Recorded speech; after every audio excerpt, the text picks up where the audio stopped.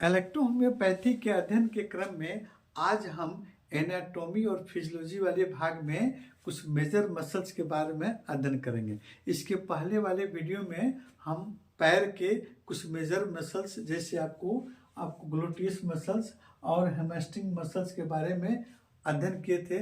आज हम पैर के पीछे वाला ही भाग के कुछ मेजर मसल्स के बारे में भी स्टडी करेंगे, जैसे आपको सोलेशियस मसल्स और गैस्ट्रोनोमियस मसल्स, है ना। ये दो मसल्स के बारे में स्टडी करेंगे।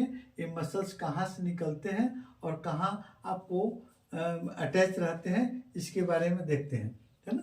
सबसे पहले आपको सोलेशियस मसल्स के बारे में देखते हैं। सोलेशियस मसल जो है आपको घुटने के टिबिए और फिबुला वाले भाग पर अटैच रहता है और नीचे आकर आपको एंकल रीजन के पास में आपको हिल एरिया से आपको एचलिज टेंडन से जुड़ा रहता है ना। और ये जो है जस्ट इसके ऊपर जो है आपको गैस्ट्रोनोमियस मसल जो है आपको लगा रहता है ना। और दोनों मसल्स मिलकर हमारे आपको चलने, दौड़ने, कूदने में आपको ये मदद करते हैं। अब देखते हैं इसमें आपको गैस्ट्रोनोमियस मसल्स कहाँ होते हैं। देखिए, ये हुआ आपको सोलियस मसल्स, है ना।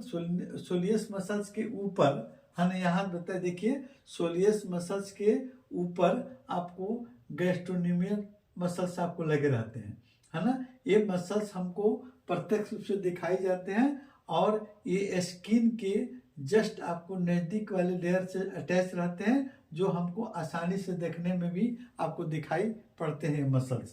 कौन? आपको गैस्ट्रोनोमियस मसल्स, है ना।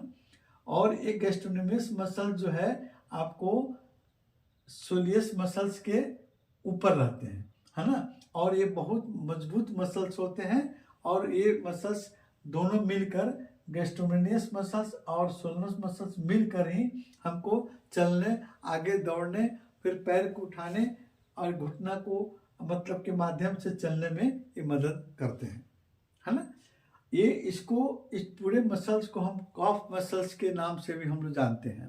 अब देखते हैं ये कफ मसल्स में पेन होना, है ना, दर्द होना, क्या क्या कारण हो सकता है।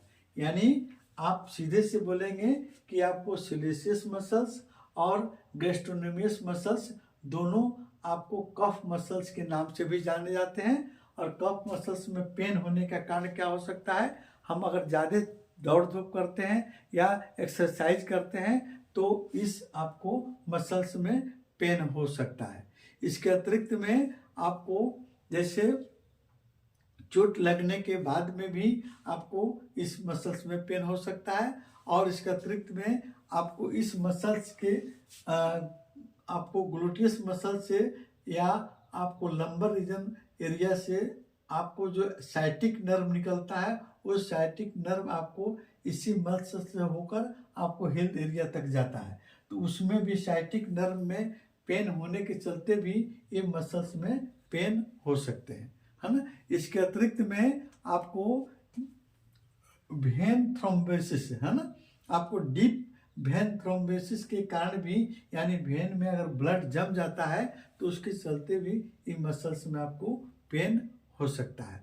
इसके अलावा आपको अधिक साइकिल चलाने या अधिक एक्सरसाइज करने या कोई भारी चीज को नीचे से उठाने के क्रम में भी इस मसल्स में पेन हो सकते हैं। तो चलिए अब देखते हैं कि आपको इस मसल्स में आपको पेन होने पर कौन कौन सी इलेक्ट्रोहोम्योपैथिक औषधियों का हम प्रयोग करेंगे, इस पर थोड़ा सा हम स्टडी करेंगे। जैसे देखिए, किसी भी मसल्स पर अगर पेन हो रहा है तो उस एरिया के नर्व पॉइंट पर, है ना, आप इलेक्ट्रिसिटी को लॉ ऑफ पोलैरिटी के हिसाब से प्रयोग करेंगे। यानी राइट साइड में आपको नर्व पॉइंट 14, है ना, नर्व पॉइंट 14 या आपको लंबर रीजन के पॉइंट आपको L4 और सैक्रल रीजन के S1 पर आप व्हाइट इलेक्ट्रिसिटी का प्रयोग करिए, या आपको रेड और वाई इलेक्ट्रिसिटी का अल्टरनेट करके प्रयोग कीजिएगा तो इधर के मसल्स में पेन आपको आराम होगा। या इस एरिया में ही आपको लॉ ऑफ पोलैरिटी के हिसाब से आपको रेड इलेक्ट्रिसिटी और वाई इलेक्ट्रिसिटी का प्रयोग करेंगे एक्सटर्नल के रूप में, तो फिर इस मसल्स के पेन को ठीक किया जा सकता है ना। या आप इंजेक्शन नंबर 29 का प्रयोग करेंगे तो भी इस मसल्स के पेन को ठीक किया जा सकता है ना। अब हम अगले वीडियो में कुछ और मेजर मसल्स आपको देखेंगे, लेग के मेजर मसल्स के बारे में देखेंगे अगले वीडियो में।